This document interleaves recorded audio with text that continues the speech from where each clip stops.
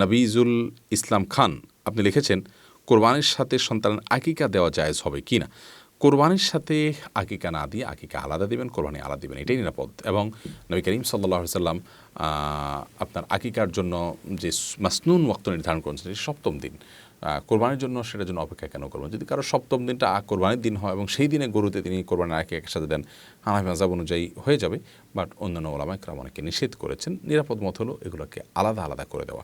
হাদিসে আকিকা এবং কোরবানি একসাথে দেওয়ার কথা বলা নাই, কিন্তু হানাফি মাযহাব ওলামা ইকরামের বক্তব্য হলো যে যদি যেহেতু আকিকা এবং আপনার কোরবানি একই ক্যাটাগরির ইবাদত, সেজন্য আপনার দুইটা একসাথে দেওয়া যাবে। কিন্তু যেটি বলেছি অন্যান্য ওলামাদের বিভিন্ন মত রয়েছে।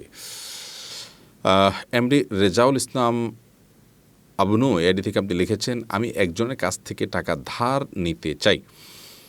আমি জানি সে টাকাটা সমিতি থেকে এনে দিবে, কিন্তু আমাকে সুদ দিতে হবে না। এক্ষেত্রে কি তার কাছ থেকে সেটা নেওয়া আমার জন্য জায়েজ হবে?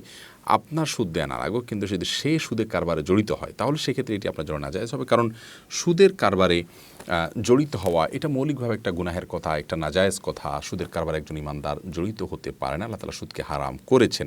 বিধায় আপনার জন্য তিনি তো সুদের কারবারে জড়িত হতে হলো, তিনি তো আপনাকে সুদ থেকেই নিয়ে দিলেন, আপনি দিলেন না, সে তো দিল। বিধায় তার এই মানে নাজায়েজ এবং হারাম কাজ লিপ্ত হয়ে তারপর আপনাকে সহায়তা করলে সেটি আপনার জন্য গ্রহণ করা জায়েজ হবে না।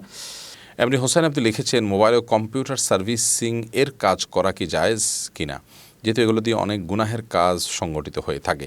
দেখুন, মোবাইল কম্পিউটার সার্ভিসিং ইত্যাদি এগুলোর কাজ করা মৌলিকভাবে নাজায়েজ কোনো বিষয় নয়। কারণ মোবাইল এটা এমন একটা ডিভাইস যে এটার মাল্টিপল ইউজ এর সুযোগ আছে। কেউ ভালো উদ্দেশ্যে করতে পারেন ভালো জায়গায়, কেউ অপাত্রে খারাপ জায়গা ব্যবহার করতে পারেন। এটি ব্যক্তির উপর নির্ভর করবে।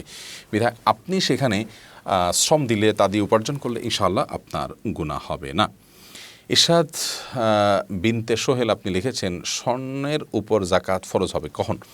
কতদিন স্বর্ণের মালিকানা থাকলে জাকাত ফরজ হবে, অথবা তার আগে জাকাত পরিশোধ করা যাবে কিনা? স্বর্ণ যদি আপনার কাছে 1 বছর স্টে করে, 1 বছর যদি আপনার কাছে থাকে, তাহলে সেক্ষেত্রে 1 বছর পর জাকাত আবশ্যক হবে। আপনি যখন কিনেছেন বা আপনাকে কেউ গিফট করেছে 1 বছর এখন হয়নি, তাহলে তোদের মধ্যে জাকাত আসবে না। এবং আগে জাকাত পরিশোধ করার যে ব্যাপারটা, যে কোনো জাকাতের বিষয় অগ্রিম জাকাত পরিশোধ করা যায়। যেহেতু আপনার জাকাত এমন একটা ইবাদত, অর্থনৈতিক ইবাদত, আর্থিক ইবাদত, এই ইবাদতটা অর্থের সাথে সংশ্লিষ্ট। অতএব এটা আপনি চাইলে আগে যেমন দিতে পারেন, চাইলে কোনো কারণে জাকাত যখন দেওয়ার কথা ছিল তার কয়েকদিন পরে দিলেও আপনার জাকাত আদায় হয়ে যাবে। অর্থাৎ এর কারণে গুনাহ হবে, জাকাত আদায় হবে না, ব্যাপারটা সেরকম নয়। আপনি জুয়েল রানা লিখেছেন আমি সৌদি আরব প্রবাসী মক্কা থেকে বলছি। আমি মক্কায় বসবাস করি। ওমরা করতে হলে আমাকে ইহরাম কোথা থেকে বাঁধতে হবে? মক্কার বাইরে থেকে কি বাঁধতে হবে? জি, মক্কার বাইরে গিয়ে আপনি আয়েশা মসজিদ থেকে ইহরাম বাঁধবেন, যেমনটি আম্মাজান আয়েশা রাদিয়াল্লাহু তাআলা আনহা তিনি করেছেন। তার ব্যাপারে নবী আলাইহিস সালাতু ওয়াস সালাম